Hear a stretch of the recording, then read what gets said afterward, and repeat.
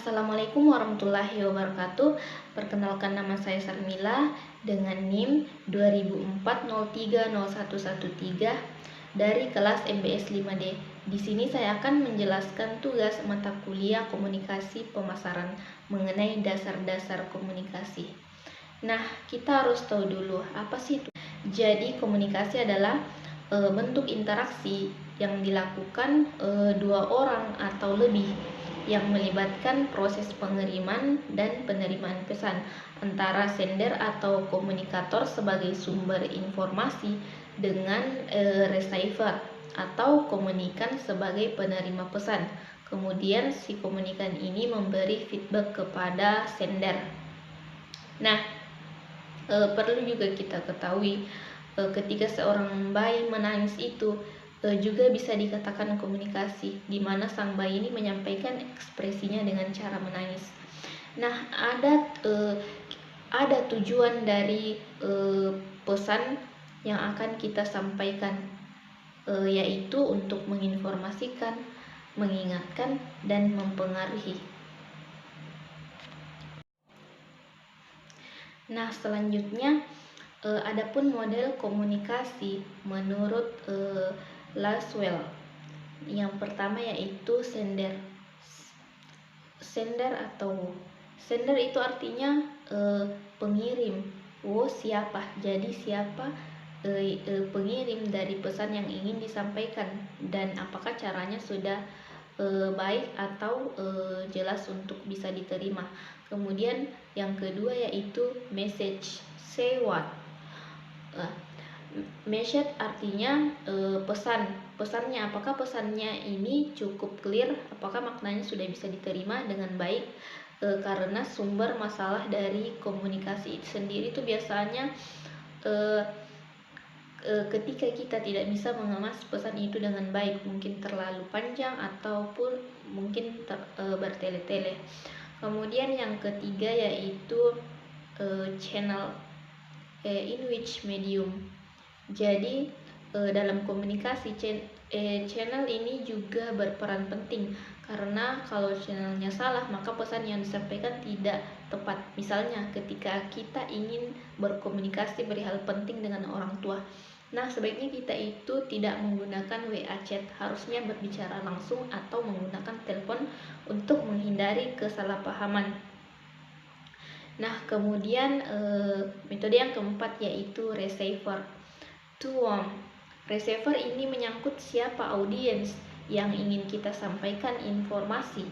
Jadi sebelum kita berbicara, kenali dulu siapa lawan bicara kita atau siapa audiens kita, agar informasi yang kita sampaikan itu bisa diterima atau bisa mengena ke audiens atau sasaran kita.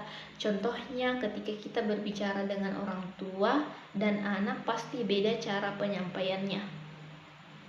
Kemudian metode yang kelima itu feedback. With what effect?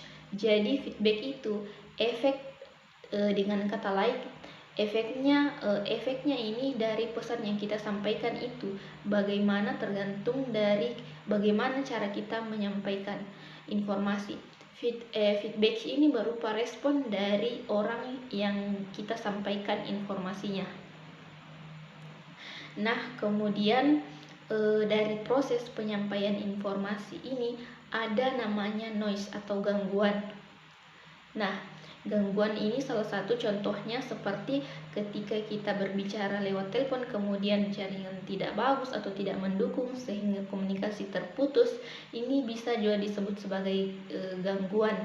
Dengan kata lain, ketika kita berbicara di suatu ruangan terus ada suara berisik, entah itu suara motor lewat sehingga mengganggu, maka itulah disebut noise atau gangguan. Nah, kemudian untuk menghindari gangguan atau mix komunikasi itu sendiri, maka komunikasi itu harus disampaikan dengan baik dan jelas. Nah, ada 7 C komunikasi efektif. Yang pertama yaitu clarity. Artinya jelas, tidak terpotong-potong atau sesuai dengan kaidah 5W tambah 1H, di mana lengkap dan komplit. tujuannya agar tidak menimbulkan spekulasi. Kemudian yang kedua itu complete. Complete ini hampir sama dengan clarity, yaitu sesuai dengan pedoman 5W tambah 1H.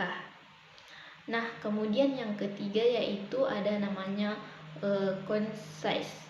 Artinya informasi yang disampaikan itu harus ringkas, padat, dan jelas. Dan yang keempat itu ada namanya konkret. Artinya apa yang kita sampaikan itu harus konkret, jangan abstrak. Dengan kata lain, hindari adanya kesalahpahaman. Terus yang kelima yaitu ada namanya correct. Artinya sesuatu yang disampaikan itu harus benar, valid apa adanya, atau dengan kata lain tidak hoax, sesuai dengan kenyataan. Kemudian ada yang keenam yaitu consideration. Artinya yaitu pertimbangan. Maksudnya di sini contohnya itu seperti mempertimbangkan audiens atau timing yang tepat. Mengenai ketika kita ingin menyampaikan informasi, kita harus tahu siapa dulu sasaran yang akan kita sampaikan informasi, apakah di tempat umum atau anak-anak dan lain sebagainya. Kemudian yang ketujuh yaitu courteous. Artinya di mana pesan yang kita sampaikan itu harus sopan.